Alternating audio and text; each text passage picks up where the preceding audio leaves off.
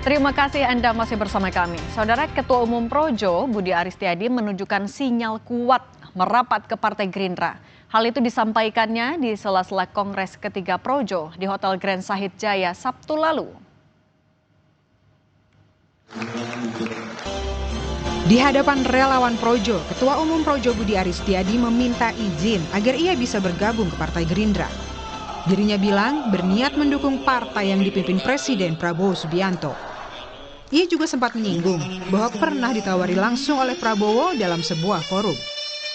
Kita akan memperkuat seluruh agenda politik Presiden dengan memperkuat partai politik pimpinan Presiden. Jadi mohon izin jika suatu saat saya berpartai, teman-teman Projo bisa memahami. Nggak usah ditanya lagi partainya apa. Karena apa? Saya mungkin satu-satunya orang yang diminta oleh Presiden langsung di sebuah forum. Ketua Harian Partai Gerindra Sufmi Dasko Ahmad yang juga hadir dalam acara Kongres Projo menyatakan belum mendengar secara langsung rencana masuknya Budi Ari ke Partai Gerindra. Dirinya menyambut baik dan akan mempertimbangkan kehadiran dari gelombang Projo yang ingin masuk ke Gerindra. Saya belum dengar langsung, nanti kalau sudah dengar langsung saya tanggepin. Ya, kan? Ya kalau Gerindra siap gelombang besar dari manapun. Ya kita namanya aspirasi tentu kita akan pertimbangkan untuk diakomodir. Projo.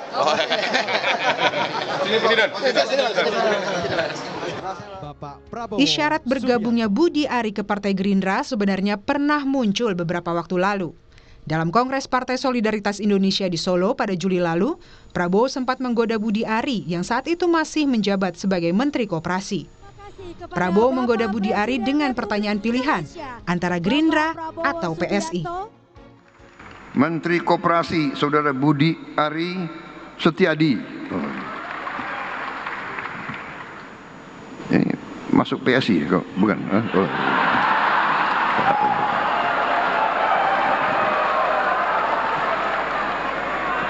PSI atau Gerindra kok? Menurut Direktur Eksekutif Trias Politika Strategis Agung Baskoro menyebut langkah Budi Ari untuk masuk ke Gerindra agar tidak identik dengan Jokowi merupakan langkah yang logis.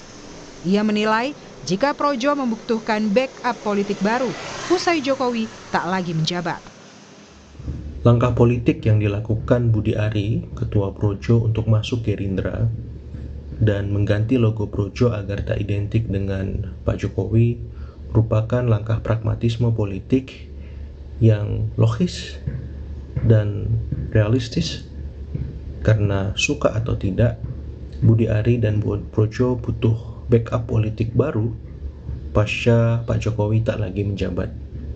Apalagi serangan demi serangan yang dihadapi Projo sebagai benteng utama Pak Jokowi dan keluarga Solo tak berbuah insentif politik yang maksimal. Sejumlah langkah yang dilakukan Budi Ari dan organisasinya memperkuat kesan bahwa orientasi politik mereka mulai bergeser.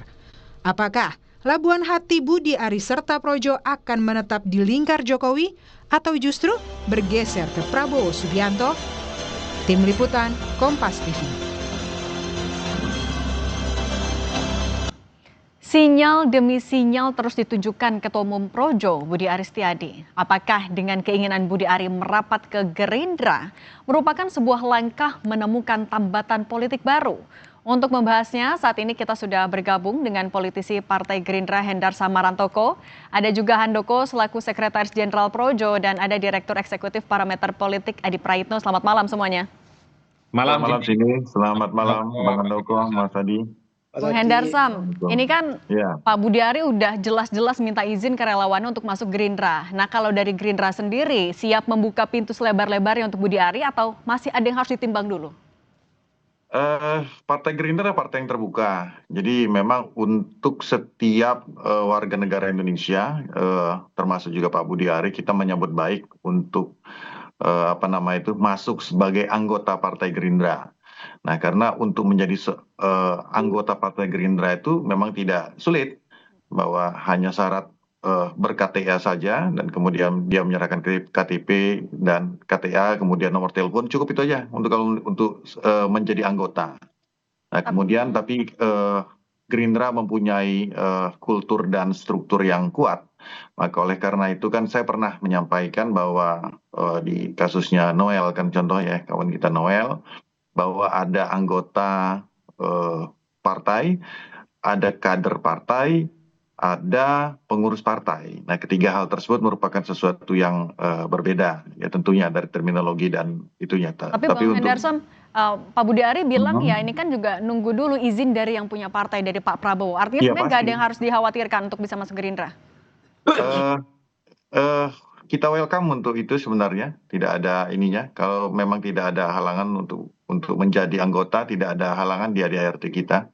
Setiap orang bisa menjadi anggota dari Partai Gerindra, bergabung dengan Partai Gerindra, ya. Tapi untuk menjadi kader dan pengurus tentunya ada mekanisme yang harus dilalui, kan gitu. Nah, oleh karena itu itu ada di DPP tentunya. Dalam hal ini Ketua Dewan Pembina dan Ketum kita Pak Prabowo. Oke. Nah, itu kalau yang ada. Jadi, Oke, kalau gitu ke Bang Handoko. Bang Handoko, kalau tadi mendengar dari pernyataannya Bang Hendarsam, terbuka lebar kok. Nah, ini apakah artinya akan diikuti juga? Tidak hanya Pak Budi Ari, tapi anggota relawan Projo juga akan masuk Gerindra? Baik, terima kasih. Mungkin perlu saya jelaskan ya, dari awal berdiri, Projo ini kan tentunya kan bukan partai politik ya, tetapi di dalam Projo ini banyak kader-kadernya Projo ini yang juga menjadi kader partai politik. Kalau dari awal sekali di 2014 itu ada kader yang dari PDI Perjuangan, ada yang dari PKB, dari macam-macam lah sampai hari ini. Jadi kalau bagi kami itu hak politik yang dimiliki oleh kawan Budi Ari untuk menentukan menjadi kader partai politik tertentu. Kalau kemarin dia sampaikan bahwa akan bergabung dengan partai politik yang dipimpin Pak Prabowo, ya tentunya itu Gerindra, yaitu bukan sesuatu hal yang besar bagi kami, bukan sesuatu yang patut dipermasalahkan gitu kan. Tetapi Budi Ari kemarin memang menyampaikan untuk meminta izin kepada kawan-kawan di arena kongres bahwa Budi Ari mau bergabung dengan Gerindra. Tapi Bang Handoko kan juga bilang kalau ketua umumnya masuk Gerindra masa iya bawahannya enggak, itu disampaikan juga oleh Pak Budi Ari tadi. Itu gimana dong? Saya pikir tidak begitu ya. Saya sendiri ini kader Partai Golkar. Kebetulan saya juga pengurus, saya salah satu ketua di Dewan Pimpinan Pusat Partai Golkar. Jadi itu biasa saja, tetapi kita lihat nanti perkembangannya, karena bagi kami Projo ini dalam ADART yang kita sepakati dulu, itu kita memang tidak menjadi underbow dari salah satu partai, ya kan. Jadi tetapi kami terbuka saja dengan siapapun yang menjadi kader partai, tetapi kemudian mempunyai ideologi yang sama, cita-cita yang sama tentang rakyatan, gitu, tentang Indonesia ya. Kemudian kita bergabung di di partai politik ya. Oke. Oke. Nah, kalau Mas Adi, sebenarnya bagaimana Anda membaca sinyal manuver dari seorang Budi Ari? Tepatkah kalau misalnya tujuannya adalah untuk menjaga eksistensi dan relevansi? Ya, saya kira ada dua hal. Pertama, harus diakui sepertinya Pak Budi Ari mulai realistis membaca anatomi kekuatan politik di negara kita. Memang salah satu instrumen terkuatnya adalah partai politik. Jabatan-jabatan politik strategis apapun di negara kita, bergen dan proses politiknya itu dalam banyak hal ditentukan dan dikendalikan oleh partai politik, mulai dari konfigurasi soal pilpres, pileg, pilkada, dan seterusnya, termasuk juga jabatan-jabatan politik pasca pertarungan politik itu selesai. Jadi ini yang sepertinya membuat kenapa sosok seperti Pak Budi Ari yang dulu mungkin tidak terlampau terafiliasi dengan salah satu partai politik tertentu, akhirnya memutuskan bergabung dengan partai. Kenapa memilih Gerindra? Ya tentu karena Gerindra partai pemenang pemilu, partainya Bang Hendarsam, partainya pemenang pilpres. Jadi siapapun pastinya punya intensi dan tertarik untuk menjadi bagian dari partai pemenang pemilu. Dan ini adalah sesuatu yang terulang. Dulu waktu PDIP yang berkuasa, banyak yang ingin pindah ke PDIP. Sebelumnya lagi ketika Demokrat berkuasa, banyak sekali yang kemudian pindah ke Demokrat. Ini adalah magnet yang memang dimiliki oleh partai pemenang pemilu dan partai penguasa yang saya kira semua elemen politik jika ingin terjun ke partai pastinya ingin bergabung di dalamnya. Tapi Mas Itu Adi, kalau melihat manuvernya ini sebenarnya hanya ingin merapat ke kekuasaan atau mau mulai melepaskan apa ya? Kan logonya aja saja diganti dari Pak Jokowi kayaknya mau diganti atau mau melepaskan sejarah yang lama. Nah, itu yang faktor yang kedua yang ingin saya sampaikan. Memang kalau kita membaca percakapan publik di media sosial ataupun komentar-komentar di media online, saya kan hampir men-tracking satu persatu tiap hari ya, omongan publik, netizen di media sosial. Memang harus diakui ada 3 variabel yang kemudian ditengarai oleh publik. Ini semacam langkah politik yang secara perlahan dilakukan oleh kawan-kawan Projo yang mencoba untuk meninggalkan langkah politik Jokowi secara perlahan. Bukan hanya soal Pak Budi Ari yang ingin bergabung dengan partai seperti Gerindra, tapi adanya transformasi politik katanya yang kemudian menghilangkan siluet foto Jokowi di logo mereka. Itu kan adalah sebagai penegas betapa Projo ini seakan-akan tidak ingin teridentifikasi lagi sebagai bagian dari Pak Jokowi. Padahal publik tahunya dulu ya Projo itu adalah Jokowi dan bahkan kita seringkali mendengarkan putih kata Jokowi, putih pula kata Projo, merah kata Jokowi, merah pula kata Projo dan seterusnya. Jadi ketika itulah kemudian publik bertanya-tanya, kalau memang ingin terus tegak lurus bersama dengan Jokowi, ya tentu pilihan politiknya bukan ke Gerindra, tetap misalnya bersama dengan PSI atau bersama dengan PSI yang sangat dekat dengan Jokowi, termasuk juga soal logonya nggak perlu diubah. Bahkan kita mendengarkan hari ini satu pernyataan yang semakin eksplisit bagaimana Projo itu seakan-akan semakin menghilangkan bagaimana jejak politik Jokowi di relawan politik ini. Ketika nama Projo itu tidak lagi dikaitkan dengan pro Jokowi, tapi katanya didasarkan atas bahasa Sanskerta, berbahasa negeri ataupun rakyat dan seterusnya. 3 variabel inilah yang kemudian per hari ini Cindy yang kemudian dikonklusikan oleh publik bahwa Projo di kongresnya yang ketiga secara perlahan memang ya meninggalkan langkah politik Pak Jokowi di mana sudah mulai ada diferensiasi dari Pak Jokowi pindah ke haluan yang saat ini sedang berkuasa. Nah tapi Yaitu- oke, artinya juga seberapa kuat Projo dan juga seorang Budi Ari akan memperkuat orientasi politik, seberapa kuat akan mendukung Gerindra. Tapi jangan dijawab dulu, Bapak-Bapak semua, nanti kita akan kembali lagi tetap bersama kami di Sapa Indonesia Malam.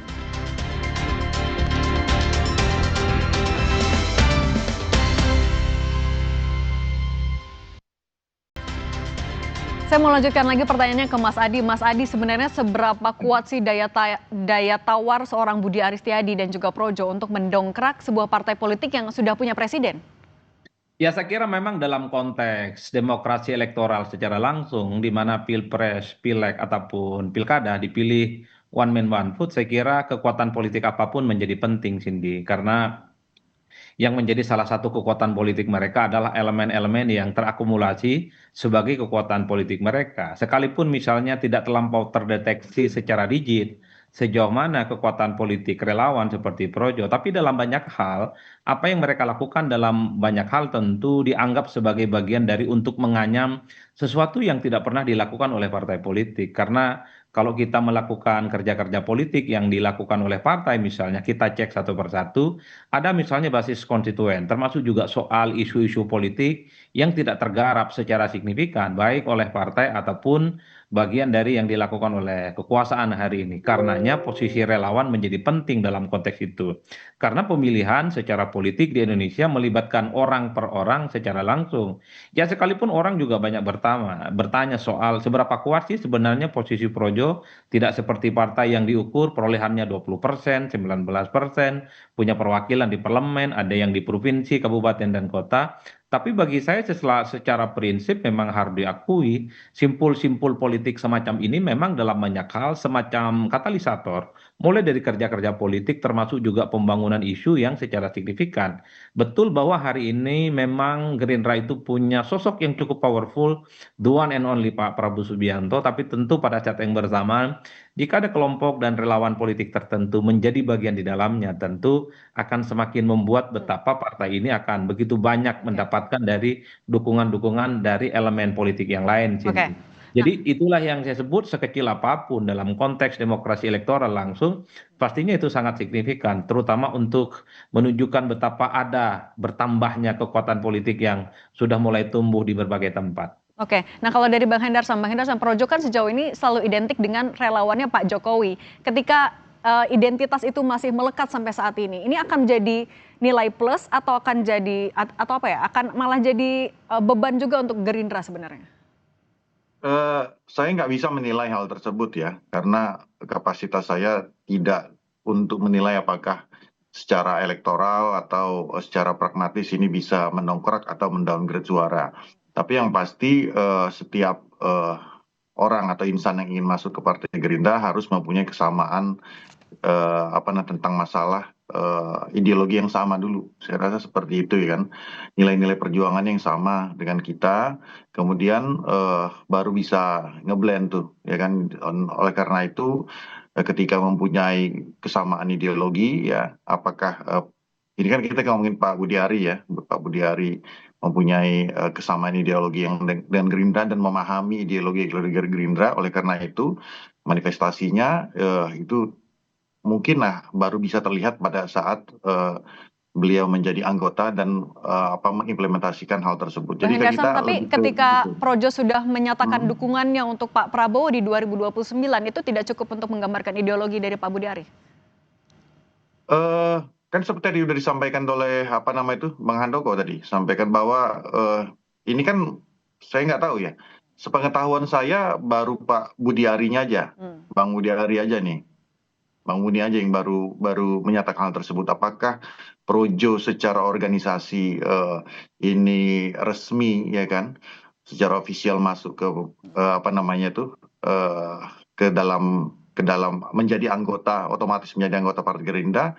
Saya belum sampai, setahu saya belum. Baru beliau saja yang minta izin kan kepada kader-kader yang lain. Nah, apakah itu nanti diikuti dan sifatnya wajib atau tidak? Kita tunggu, seperti kata Pak Dasko ya, menyatakan bahwa kita dengar dulu baru kita bisa tanggapi kan. Baru kita bisa tanggapi yang masalah Bang Budi Ari. Oke, kalau gitu saya ke Bang Handoko dulu. Bang Handoko, ini kan sudah menyuarakan dukungan juga untuk Pak Prabowo di 2029. Muncul juga kemudian kesannya jangan-jangan Projo mau melepaskan dari yang lama, kemudian merapat ke Pak Prabowo. Tanggapan Anda bagaimana? Bang Handoko, suaranya kayaknya masih di-mute. Sorry. Oke, silahkan. Saya mau tanggapin itu ya. Jadi pertanyaannya sendiri tadi seolah-olah Projo ini kemarin di Pak Jokowi terus kemudian berganti mendukung Pak Prabowo begitu ya. Padahal kan realita politiknya nggak begitu. Kami ini di 2022 ya kan, dan kita diskusi panjang dengan Pak Jokowi segala macam, kita menggelar namanya musyawarah rakyat di 30 kota di Indonesia. Ya kan, di 30 provinsi. Dari situlah kemudian kita mendeklarasikan dukungan kepada Pak Prabowo untuk menjadi calon presiden di 2024. Jadi apa yang saya mau bilang adalah bahwa tidak ada itu kemudian istilah kami meninggalkan Pak Jokowi kemudian berpindah, tidak begitu. Kami ini adalah memang dari hasil musrah itu kan kemudian kita sadari bahwa kami ini ya, Pak Jokowi itu adalah bagian dari sejarah kami yang tidak bisa kita pisahkan. Tanpa ada Pak Jokowi juga nggak mungkin ada Projo kan begitu. Tetapi kemudian kami para pendukung Pak Jokowi yang bergabung dalam namanya Projo ini di 2024 mendukung Pak Prabowo. Begitu. Jadi ini tidak ada perpindahan ya, tidak ada perpindahan.